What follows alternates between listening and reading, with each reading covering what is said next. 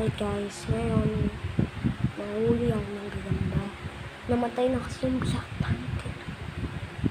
Ewan ko na lang kasi pinaglaban ko. Ayun, pinaglaban ko na. Siyempre kasi pinaglaban ko, akala ko malakas.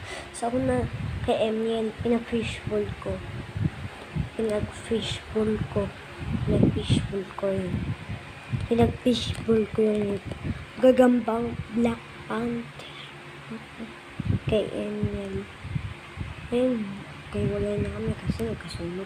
Gagawin raw tuloy yung mundo. So, next year, tutuloy ba yun o hindi? Kaya papakita ko sa iyo yung hulihan ko. Pero, bawal na pumunta pala sa gubat na yun. So, sa mga puno-puno, doon, pupunta ka ako ng gate 2. Siguro mapupunta ako sa gubat. Eto, titignan ko na, papakita ko sa inyo sa bintana. Sige, peace out.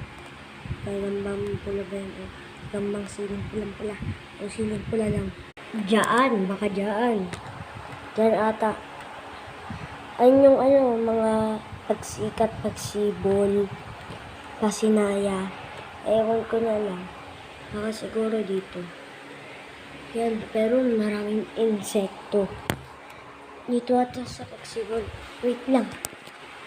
Dito pala yung inigaan ko. Yan. Kasi dito pumupunta ang mga insekto. Yan. Yan. So, yan. Wait lang. Kakamahin ko muna. Bituan ko. Yan. Pagkakita ko sa inyo yung kapitbahay namin. Ito.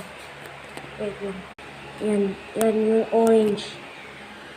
Kaso lang nakasara yung pintana. Ayun o. Yung orange. Tapos ito. Mga pink na yan. Yung pink na isa na yan. Siguro may nakatira. Ganyan lang naman yung ganyan eh. Nag-iisang bahay. Ito yung isang bahay. Tapos ito. Nagkadikit lang. Tapos ito. Sinampay ng mga kapitbahay namin. Yan na. Mababa tayo.